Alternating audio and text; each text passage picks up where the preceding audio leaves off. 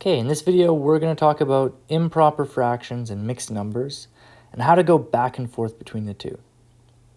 So, in a lot of ways, fractions are great at representing portions of a whole. That is, like if I have 1 pie and I cut it in half, a fraction is really good at representing how much pie I have. Now, a misconception that some people have is that some people think that fractions are just about values that are less than 1, when in fact improper fractions and mixed numbers are great ways of representing fractions that are bigger than 1. For example, if I had, let's say, let's call it 1/2, and I added 1/2, oops, I don't know what's going on there, and I added 1/2 to that, and come on, there we go. If I add 1/2 to that, and I added 1/2, I don't know why my thing is doing this. Okay. If I add 1/2 to that, well, I would have 1/2 like that, and then another half like this, and one more half like this. Okay. And if I were to add all these together, well, these two would make one single whole, right? So I get that, and I would also have this fraction. So this is definitely a fraction, but it's bigger than a whole. So one way to write this is to say, okay, well, how many halves do I have? I have 3 of them. I've got 3 halves. Another way of writing it is like this, where we would have, one whole.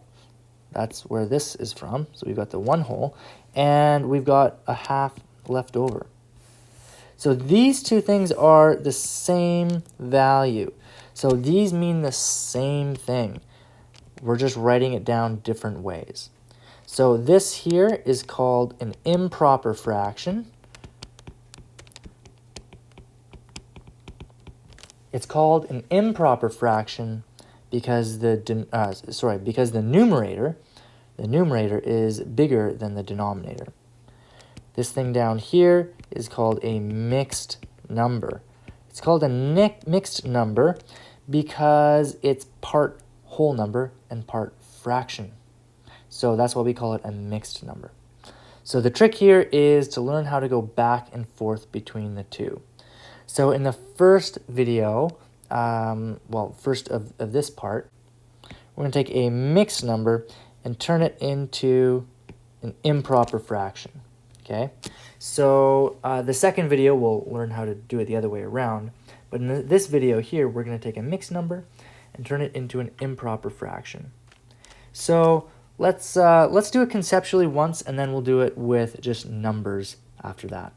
So let's say I have the fraction 2 and a half. Okay, so I've got 2 wholes like this, 2 wholes and 1/2. Okay, so this is the fraction 2, it's the fraction 2 and 1/2, right? Because I've got a 2 here, and the 1/2 is right there. So if I want to convert that into an improper fraction, well, I'm looking for a fraction that's just a numerator and a denominator, no whole number part or anything like that. But when we do it, we'll find that the numerator is going to be bigger than the denominator. So let's see here. So the first thing to remember is that the denominator is always going to be the same. So our denominator is just going to be 2. Okay, so that's the first thing that we do, is we just take a look at that denominator and copy it down. Nothing in our denominator is going to change. Now, if we're dealing with halves, now all we have to do is think about how many halves we have. Well, I'm going to start with this whole. So every whole is going to have 2 halves. So I'm going to have 2 halves there. Write that a little bit better. And I'm going to have another 2 halves here. And then here, well, I've only got this 1/2. So I've got 1 there. So I've got 2 2's. 2 plus 2 is 4. And then I've got this 1 as well. So I've got 4 plus 1, which is 5. So I've got 5 halves. And I'm done. That's all I have to do. So one thing that you may find useful here is to just take a quick peek at this portion. So I did 2 plus 2. I did that because I've got 2 halves here and 2 halves there. Another way of figuring that out would be 2 times 2, right? And we'll find that that's going to be the secret to doing this without pictures and diagrams, because although pictures and diagrams are really good for learning about how the fractions work, sometimes it can take a long time if you have to draw a picture every time you do a math problem. So we want to learn some techniques to step away from pictures. Excuse me. Okay, so let's try another example. Let's do 3 2/5. Okay, and I want to write this as an improper fraction without drawing any pictures. And I'm going to sort of cheat a little bit. I'll draw just a little bit of pictures, but only to help illustrate what's going on behind the scenes. So if I want to know how to write this as an improper fraction, well, the first thing that I do is I just copy the denominator. The denominator is going to be the same. Nothing about the denominator will change. However, there's a different part. So now I have to figure out what's going on with the numerator.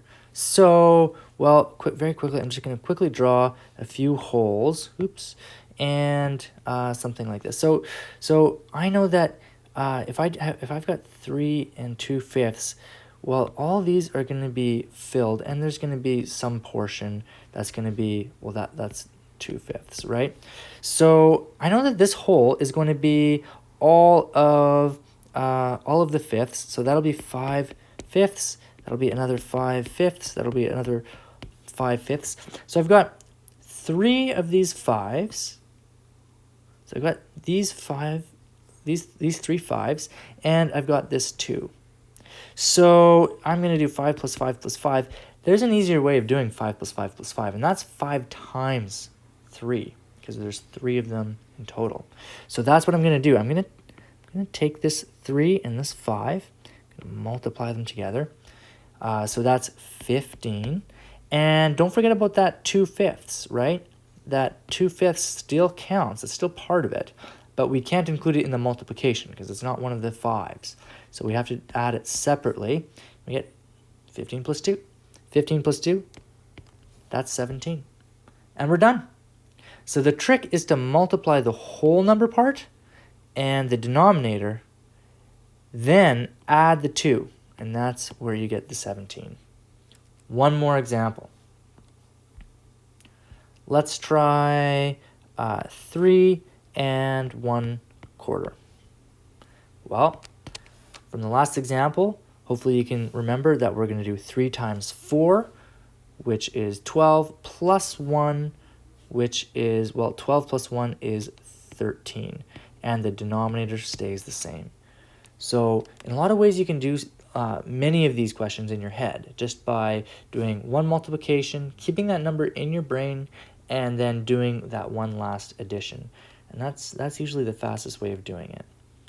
Anyway, I hope that helped, and good luck with, what is it? We're on page, I think, 5 now. Almost done. Good job.